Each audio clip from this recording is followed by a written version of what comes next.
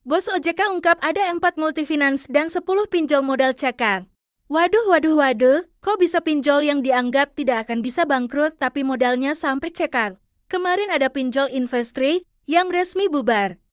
Di video ini juga akan Raja Galbay bahas tentang pengalihan hutang.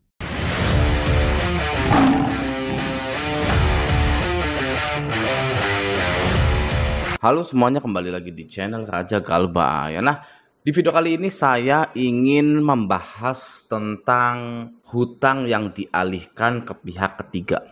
Ya, langsung saja kita lihat contohnya. Nah, ini dia contohnya ya. Ini adalah contoh hutang Anda yang dialihkan ke pihak ketiga ini dari Mas Haikal 2 hari yang lalu, masih baru ya.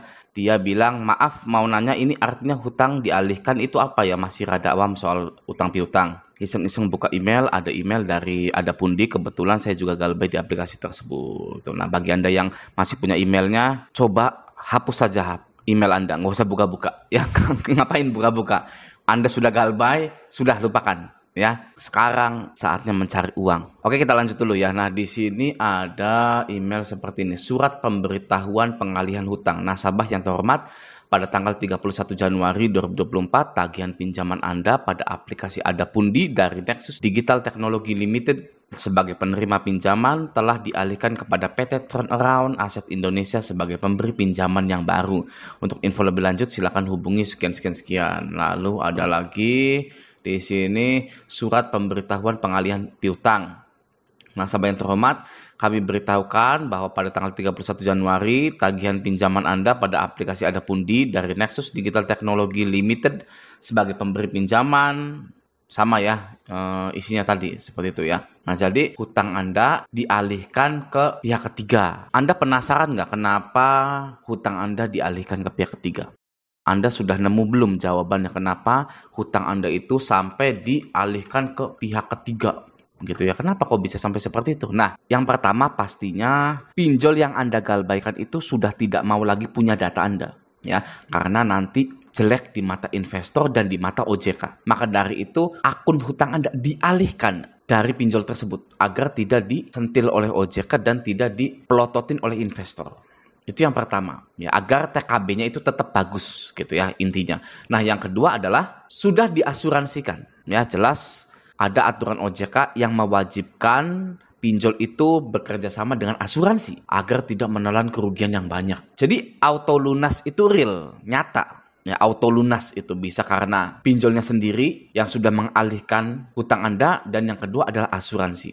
Nah, sekarang ada pertanyaannya lagi. Apakah pihak ketiga itu lebih berbahaya daripada pinjol yang sebenarnya? Ya, misalkan Anda tadi galbay di Adapundi lalu dilimpahkan ke pihak ketiga. Apakah lebih berbahaya? Tentunya tidak, ya. Jangan sampai Anda punya pikiran seperti ini. Saya galbay di pinjol, lalu tiba-tiba menerima email atau surat bahwa tagihan saya sudah dilimpahkan ke pihak yang lain dan Anda boleh dibunuh.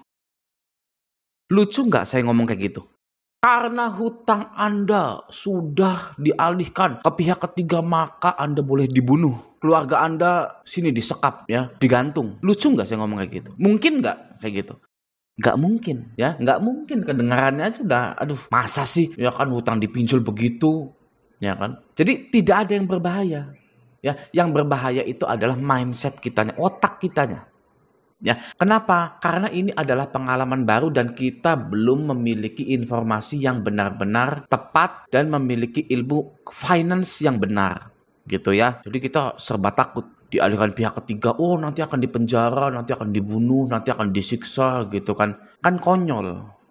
Jadi buat Anda yang gagal bayar, kalau Anda mau mengerti ya, itu bukanlah permasalahan. Ya, bukan permasalahan. Nama Anda itu tidak akan jelek. Tidak akan jelek karena akan ada penghapusan. Ya, pemutihan nama, debt amnesty. Justru pinjollah yang namanya akan jelek. Ya, kalau Anda mau mengerti itu. Oke. Nah, jika Anda sudah mengetahui teori pinjol itu, ya, dan kita semua sepakat bahwa kita ingin menghilangkan pinjol karena banyaknya korban yang meneteskan air mata karena ulah pinjol ini. Ya, untuk menghilangkan pinjol dari muka bumi ini adalah dengan cara membangkrutkannya.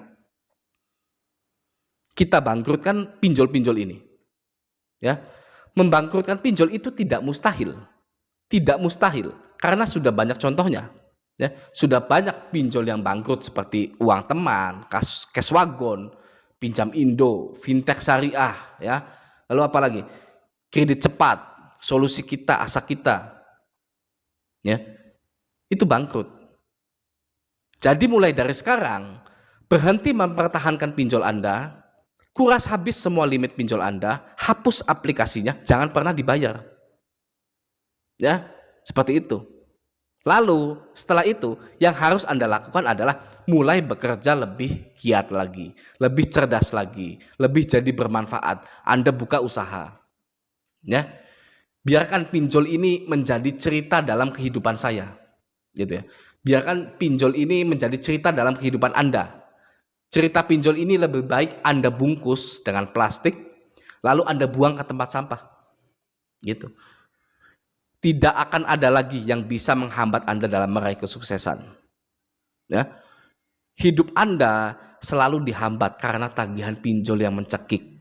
Gaji Anda selalu habis untuk bayar pinjol.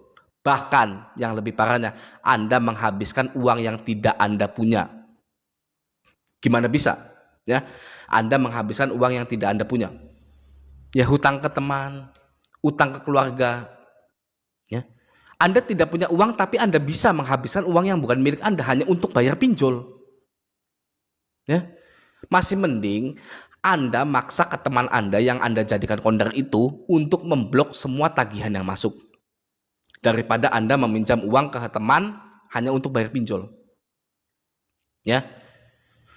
Masih mending Anda memaksa untuk memblok penagihan yang masuk atau memaksa ganti nomor HP orang tua Anda, keluarga Anda, daripada menyuruh mereka untuk menjual harta hanya untuk bayar pinjol. Tidak worth it. Ya, bapak Anda itu dulunya kerja keras, ya, punya rumah, punya tanah, ya kan. Sekarang suruh Anda jual, gitu kan. Ya, motornya, mobilnya, gitu kan. Suruh Anda jual hanya untuk bayar pinjol, tidak worth it, tidak sepadan. Ya, saat saya galbay serentak 24 aplikasi dengan total hutang 60 juta lebih, ya, saya tidak mengedepankan ego bawaan manusia yang kacau itu, takut, panik, stres, depresi. Ya, saya tidak mengedepankan ego itu, ya, tidak mengeluarkan takut, panik, stres, depresi. Saya sampingkan, oke? Saya itu mengandalkan analisa. Ya, kalau Anda mau tahu, saya itu mengandalkan analisa. Saya pisahkan sifat-sifat jelek manusia itu, saya ganti dengan logika berpikir. Itu yang saya lakukan. Ya, contohnya begini, ya. Cerita saya, ini, langkah pertama, ketika saya itu H1 gitu ya, hari pertama galbay gitu ya. Saya langkah pertama menerima telepon masuk dari pinjol. Oke. Telepon masuk dari pinjol A, minta segera dibayar.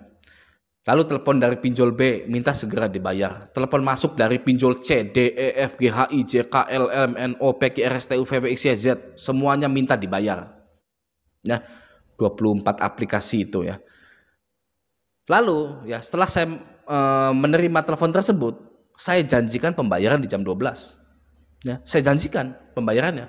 Setiap ada telepon, ada WA penagihan dari DC WA pinjol, saya janjikan pembayaran sebelum jam 12 atau di jam 12. Ya. Saya tunggu sampai jam 12. Nggak ada satupun yang saya bayar. Nah, dengan tujuan saya mau lihat seperti apa yang akan terjadi pada saya jika saya belum bayar tagihan lebih dari jam 12. Ya, saya penasaran. Oke. Anda tahu hasilnya apa? Setelah saya menjanjikan ke semua pinjol saya mau bayar jam 12, ya. Anda tahu hasilnya?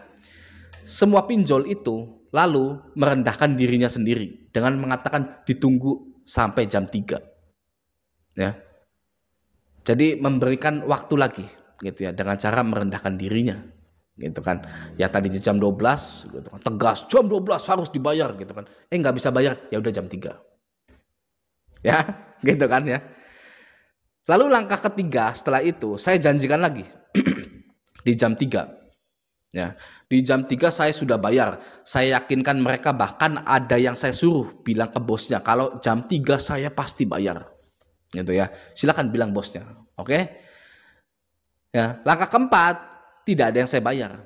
Saya tunggu sampai jam 3 lebih. Lalu DC itu merendahkan dirinya lagi, ya, dengan mengatakan di jam 5 Pak harus sudah bayar ya.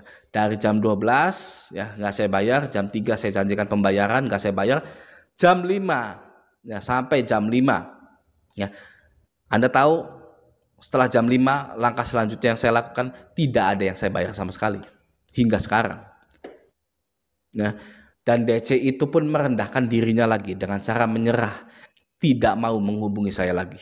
Oke, sesimpel itu ya. Ancaman demi ancaman dari DC pinjol, intimidasi ya. Saya itu lebih duluan ya merasakan apa yang Anda rasakan saat ini. Ya. Saya tunggu, ya kan gitu kan. Saya tunggu apa sih yang akan terjadi pada saya. Dan ternyata tidak ada yang terjadi. Ya, saya masih sehat ini ya. Mau saya buka kacamata saya. Ya, saya matanya masih sehat kok.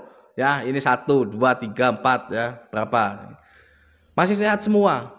Ya, tidak ada yang membuat saya sakit karena pinjol itu ya. Oke, itulah cerita saya saat saya terjerat pinjol. Malah saya tantang ya. Malah saya kerjain dari awal saya galbah itu ya. Oke, saya mengenyampingkan ego ya, namun menggunakan logika. Oke, ketika Anda sudah mengunggulkan logika, maka Anda akan berada di atas dari pinjol-pinjol Anda itu ya.